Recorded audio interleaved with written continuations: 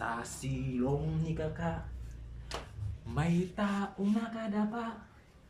Kaya pala nakadapa, naninilip ng palaka.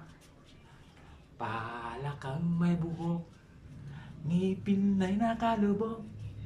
Ang kulay nito'y itim, hindi naman sunog. Mario Josep Katuling na yata eh. Kaya ako'y binatak at niyayaya. Linggo Deo ng kanyang yaya. Sa Force Park ang bahay mayroon siyang basement. Pakikitaan daw niya ko ng sobrang entertainment. So sasaig, siya'y biglang dumapa. Pinakita niya sa akin ng kanyang palaka. At nang hindi po simplambot ng mamon. Palaka niya'y mabango at amoy sapon.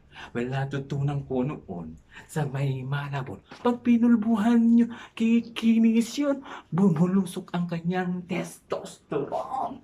So titirahin ko ito kahit na may miron. So kanyang palakay, mainit ang dating. Pinasampal-sampal ko para to magising. Weh, what the heck? Walang epek-epek. Pink na palaka, aking dinaisyak. Mariosep, dinaisyak.